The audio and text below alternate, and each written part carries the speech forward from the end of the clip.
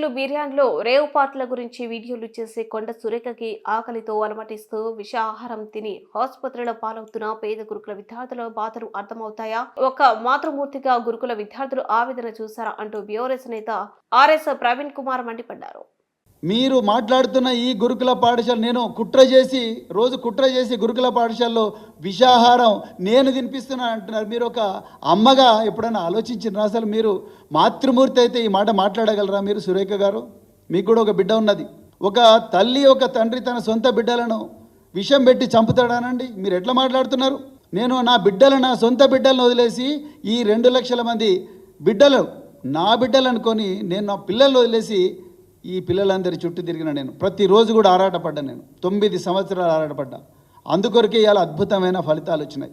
ఎలాంటి వసతి లేని బిడ్డలకు ఆ రోజు కేసీఆర్ గారితో మాట్లాడి వారిని ఒప్పించి 300 ఉన్న గురుకుల పాఠశాలను 1000 గురుకుల పాఠశాలలాగా చేసి ఎంతోమంది అమ్మాయిలు చిన్నతనంలోనే పెళ్ళిళ్ళు అవుతుంటే వాళ్ళందరూ కూడా పెళ్ళిళ్ళు తర్వాత అయినా చేసుకోవచ్చు, వాళ్ళు ప్రయోజకులు కావాలని చెప్పేసి వేల మంది జీవితాలు కాపాడు. ఆనాడు కేసీఆర్ గారి దార్శనికత వల్ల దాదాపుగా 75 డిగ్రీ కళాశాలలు తీసుకొచ్చినాం. మీరు ఎప్పుడైనా ఆలోచించినా మీ కాంగ్రెస్ ప్రభుత్వంలో సురేఖ గారు ఎప్పుడైనా ఆలోచించిందా వీటి గురించి? ఇలా మీరు నా మీద మరి మాట్లాడుతూ ఉన్నారు.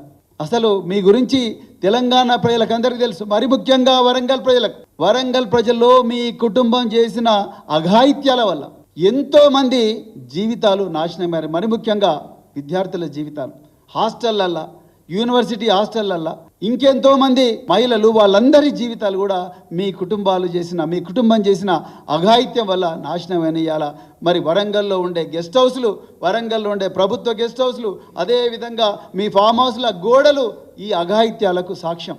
అందువల్లనే ఆ రోజు 2002లో ఇప్పుడున్న జమ్మూ అండ్ కాశ్మీర్ డీజీపీ నలిన్ ప్రభాత్ గారు మీ కుటుంబానికి వరంగల్లో హన్మకొండ చౌరస్తా దగ్గర బహిరంగంగా కౌన్సిలింగ్ ఇచ్చిండు. దానికి సాక్షి ఈరోజు మీ వర్ధన్నపేట ఎమ్మెల్యే ఒకప్పుడు సీఐగా ఉన్న కేఆర్ నాగరాజు. ఆయన అడగండి, ఇలా ఆయన ఫోన్ చేసి అడగండి వర్ధన్నపేట. మీరు మా గురించి మాట్లాడతారు, మీరు నా గురించి కేటీఆర్ గురించి మాట్లాడే అర్హత మీకున్నదా అసలు సురేఖ గారు? మీరు రోజు బీర్లు బిర్యానీలు రేవ్ పార్టీల గురించి వీడియోలు చేసే మీరు మా ఆకలితో అలమటిస్తున్నా, ప్రతిరోజు కూడా విషాహారం తిని తల్లడిల్లుతున్నా, విషాహారం తిని హాస్పిటల్ పాలైతే వైద్యం దొరకని దీనమైన స్థితిలో ఆర్తనాదాలు చేస్తున్న పిల్లలు బాధలు మీకు అర్థమవుతాయా సురేఖ గారు? ఒక మాతృమూర్తిగా మీరు మాట్లాడాల్సిన మాటలేనా ఇవి?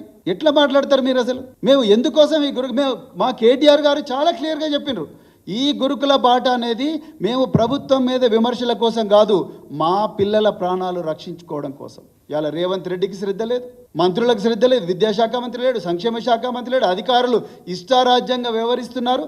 అందుకొరకే మేము ఇలా గురుకుల బాట పెట్టినాం. మీరేం మాట్లాడుతున్నారు? మేము వృధా చేసినాం ఆ 99 కోట్లు. తీసుకురండి రికార్డులు, ఏం తీసుకు